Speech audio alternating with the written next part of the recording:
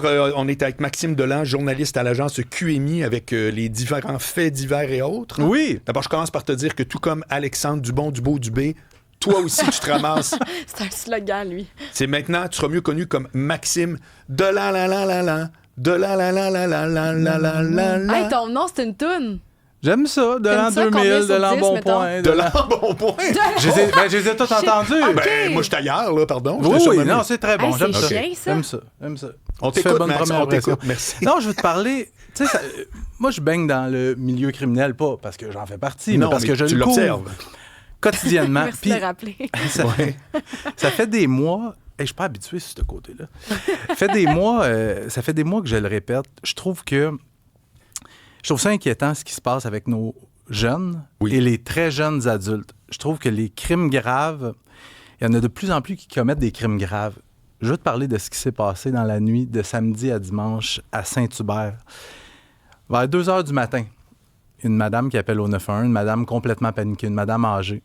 Puis elle raconte au 911 que son mari est en train de se faire attaquer par quelqu'un qu'elle ne connaît pas. Les policiers se rendent sur place. Effectivement, il y a quelqu'un qui est entré dans le domicile de ce couple de personnes âgées. Et au sol, il y a le monsieur qui est ensanglanté, un monsieur de 88 ans, qui aurait été attaqué notamment à coups de couteau sous les yeux de sa femme. On transporte la femme qui est blessée au haut du corps et le monsieur à l'hôpital. Le monsieur va succomber à ses blessures dans le cadre d'une invasion de domicile. Les policiers vont faire des recherches autour et on va procéder à l'arrestation d'une suspecte. Je dis une suspecte parce que c'est une femme de 19 ans. Yeah, boy. Puis, tu sais, je veux pas généraliser, même si c'est ce que je m'apprête à faire, mais ce genre de crime-là, de façon générale, c'est commis par des hommes. Ben oui. Là, tu as une jeune femme de 19 ans et selon ce qu'on me dit du côté de la police, c'est une femme qui ne connaissait pas les victimes. On est rendu là. Mais c'était quoi le but? Ben, c'est quoi le motif? C'est ça. Là, il faut comprendre que c'est pas parce qu'il y a une arrestation dans ce dossier-là que l'enquête est terminée. Non. L'enquête se poursuit. Pourquoi cette femme-là a ciblé? Parce que c'est une résidence assez modeste. Là. C'est la rue Renault. Là. C'est une rue en cul-de-sac. Il y a 3 maisons, des maisons très, très modestes. OK. Est-ce qu'elle avait des informations à l'effet qu'il y avait des objets de valeur à l'intérieur? OK. Est-ce que c'est une maison choisie au hasard? Ça, c'est des réponses auxquelles les enquêteurs vont tenter de répondre au cours des prochains jours. Maintenant, elle n'est pas encore accusée de meurtre. Elle devrait l'être au cours des prochaines heures parce qu'on avait certaines choses à vérifier. Il n'est pas exclu que d'autres arrestations soient effectuées, mais pour le moment, la théorie veut qu'elle aurait agi seule. Mais c'est quand même quelque chose. Puis j'ai une bonne pensée pour cette madame-là qui voit son mari des dernières années être assassiné devant elle. C'est qui est mort, là, lui, là. Il est décédé. OK. Fait que j'ai pas c'est un crime crapuleux. Tu sais, un crime crapuleux, t'as un bon exemple ici. T'es entièrement d'accord. Condamné pour meurtre en Europe, il pourra continuer de vivre au Québec.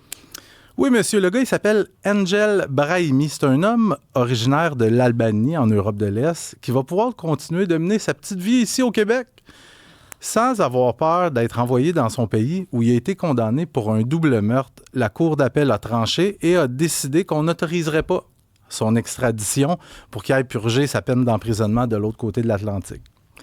En l'an 2000, Angel Brahimi, lui, son frère vient de se faire tuer dans une fusillade. Puis c'est pas clair exactement pourquoi, mais il y a un sentiment de vengeance. Il veut venger la mort de son frère. Et pour lui, les responsables, c'est les policiers. Fait qu'il échafaude un plan pour s'en prendre à un des hauts gradés des enquêtes criminelles de la police en Albanie. Fait qu'il met au point son plan et il tend une embuscade à ce monsieur-là, ce policier-là, alors que le policier s'en va à la plage avec sa femme et son petit garçon de 8 ans. Donc, chemin faisant vers la plage, le suspect, Brahimi, il va couper le chemin avec sa voiture de la petite famille, il va débarquer de sa voiture avec une mitraillette, il va se mettre à tirer comme s'il n'y avait pas de lendemain. Il va cribler de balles le petit garçon de 8 ans. Calva! Le père... Ça, c'est tout prouvé, démontré, fini, le procès a eu lieu, coupable. Oui, attends un peu de voir. Le père, le policier, lui, va réussir à se sauver. Brahimi va réussir à le retrouver et l'exécuter. OK. Et là, Brahimi, tout de suite après les événements, va fuir vers la Grèce et ensuite va prendre un billet d'avion pour s'en venir au Canada et ultimement au Québec. Il va refaire sa vie sous une fausse identité. Il va travailler comme camionneur sous le nom de Piro Kota. Et même en son absence en Albanie, on a décidé de tenir le procès quand même. Procès au terme duquel il a été reconnu coupable de meurtre prémédité, de tentative de meurtre et de possession d'armes. condamné à la prison à vie.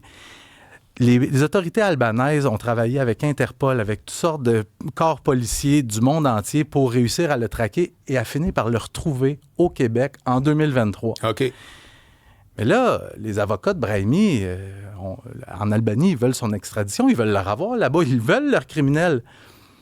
Les avocats, eux autres, de Brahimi, ont dit non, mais c'est parce que le procès, il y avait des irrégularités. Il n'était pas fiable, le procès là-bas. On ne peut pas le renvoyer. Mais il y a un juge qui leur a donné raison. Alors, le procureur général du Canada, qui représente les intérêts de l'Albanie, le procureur général du Canada conteste ça. On va en cour d'appel. Mais la cour d'appel vient de trancher. Vient de dire non, M. Brahimi, vous allez pouvoir rester ici au Québec.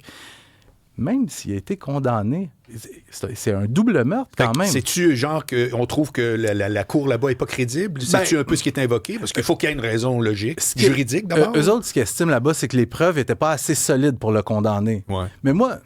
Fait que lui, c'est comme s'il était un réfugié, dans le fond. Un peu, oui. Comprends-tu? C'est une logique de réfugié. Là. Puis c'est parce que l'équipe d'avocats de Brahimi, ce qu'ils disent, c'est que si on le renvoie là-bas, on l'expose à une erreur judiciaire alors qu'il est condamné d'avance. Alors, on va le garder ici. Un gars qui a obtenu sa citoyenneté canadienne sous un faux nom, dois-je le préciser. C'est ça, ouais. Aïe, aïe. Hey, Max, c'est tout le temps qu'on a. Max Delande, tu reviens nous rejaser? Oui, monsieur. Hey, c'était bon, la dernière histoire. C'est ça, mais on est pas comme grave, ding-dong. À demain. À demain. Je t'en bye. parlerai demain. Ciao. OK. Salut.